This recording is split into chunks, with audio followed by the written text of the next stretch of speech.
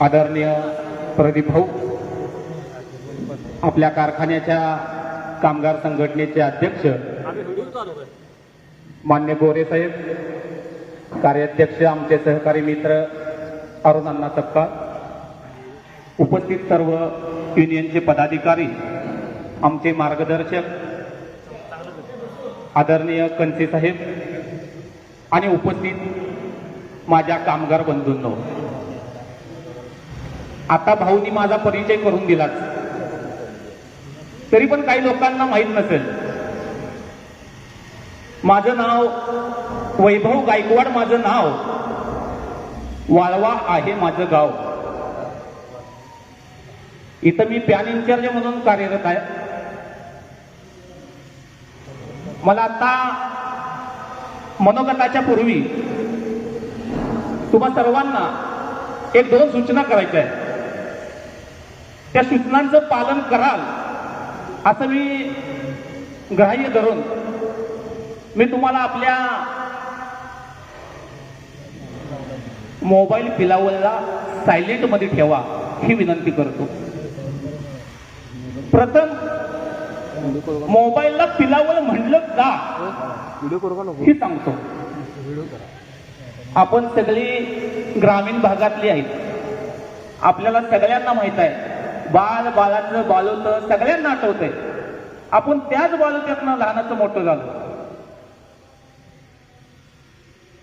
ज्या वेळेला बाळाची आई बाळाला बालवत्यावर ठेवून घरातली कामं आवरत असत्या, बाळ शांतपणे खेळत असतंय, तोपर्यंत त्या बाळाच्या आईला घरातली कामं पटपट आवरायची असतात. का तर बाळ आपलं पुन्हा उठले की आपल्या कामाला हात लागणार नाही, बाळाला घेऊन बसावं लागत. म्हणून बाळाची आई त्या बाळाला बालवत्यावर झोपवते आणि आपल्या कामाला सुरुवात करते. पण ज्या वेळेला काम करत असताना तिचं पूर्णपणे लक्ष त्या बाळावरती असतं. बाळावरती लक्ष ठेवत ठेवत आपलं काम करत करत असताना बाळाचा रडल्याचा जरा जरी आवाज आला तर ती बाळाची आई हातातलं काम तिथंच टाकते. हातातलं काम तिथंच टाकते आणि पहिल्यांदा बाळाजवळ जाते आणि बाळाचं दोन्ही पाय उचलते. आपल्या सगळ्याला माहित आहे बालवत्यातलं बाळ कसं उचलून बघायचं असतं, शी केल्या का सो केल्या. पहिल्यांदा ती बाळाला दोन्ही पाय उचलते आणि शी केल्या का सू केल्या बघते आणि ओलं झालेलं ते बालूत बदलते. ओलं झालेलं बालूत बदलल्यानंतर पुन्हा बाळ त्या वाळल्या बालूत्यावर खेळत असते. पुन्हा रडायचं थांबतं. या सांगायचं तात्पर्य एवढंच की मोबाईलला पिलावल म्हणलो का. इथं उपस्थित बऱ्याच जणांच्याकडे अँड्रॉइड मोबाईल आहे. उपस्थित सगळ्यांच्याकडे अँड्रॉइड मोबाईल आहे.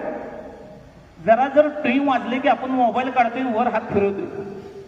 फेसबुक आहे का, व्हॉट्सअप आहे का, इंस्टाग्राम आहे, ह्याचा मेसेज पहिला बघतोय आणि नंतर पुन्हा आपल्या कामाला सुरुवात करतोय. म्हणून मी मोबाईलला पिलावल म्हणतो. दुसरी सूचना आहे, मी आता तुम्हाला जी काही बोलणार आहे, दोन शब्द बोलणार आहे, तेवढंच माझ्या पाठीमागणं म्हणायचं आहे आणि इतक्या जोरात म्हणायचं आहे तुम्ही की आपला आवाज गेटवरच्या गणपती बाप्पाच्या कानापासून गेला पाहिजे. बोला छत्रपती शिवाजी महाराज की. आवाज कमी आहे.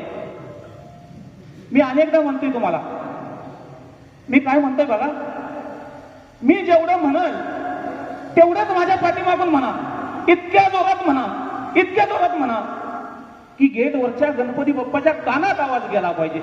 बोला बोला छत्रपती शिवाजी महाराज की. भाऊ मी अनेकदा सांगतोय, अनेकदा बोला. मी जेवढं बोलतोय तेवढंच तुम्ही बोलायचं, बाकी जास्त काय बोलायचं. मी म्हणतोय तेवढंच माझ्या मागणं म्हणायचं, पण इतक्या जोरात म्हणायचं की गेटवरच्या गणपती बाप्पाच्या कानात आवाज गेला पाहिजे. बोला छत्रपती शिवाजी महाराज की.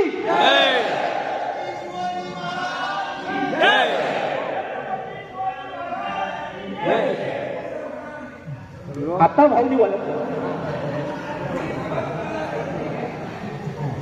मी काय म्हणलो होतो तुम्हाला, मी जेवढं बोलाल तेवढंच तुम्ही बोलायचं. मी म्हणलो होतो छत्रपती शिवाजी महाराज की, तुम्ही म्हणाला जय. एवढी मोठी ताकद आहे या छत्रपती शिवाजी महाराजांच्या नावात. नुसतंच बोबडं बोलणारं बाळ सुद्धा नुसतंच बोबडं बोलतोय, आणि त्याला जर म्हटलं आपण बाळा बोल छत्रपती शिवाजी महाराज की, ती बाळ सुद्धा जय म्हणतंय. म्हणजे इतकं त्या बाळावर गर्भसंस्कार सुद्धा झालेला असतात. इतकी मोठी या नावात, छत्रपती शिवाजी महाराजांच्या नावात ताकद आहे. माझा विषय आहे तसा जीवन जगणं किती सुंदर आहे, आणि जीवन जगत असताना कुणाकडे बघून जगलं पाहिजे, कुणाकडे बघून जगलं पाहिजे, ह्या विषयावर बोलत असताना काही शब्द अनुभव देऊन जातात, काही शब्द जीवन जगायला शिकवतात. परवाच मी ज्योतिबाच्या डोंगरावरती देवदर्शनासाठी गेलेलो होतो,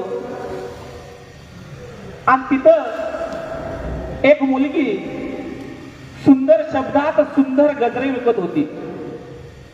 ती गजरे विकत असताना म्हणत होती, ताई मावशी अक्का गजरा घ्या, गजरा 1 महिना न सुकणारा गजरा.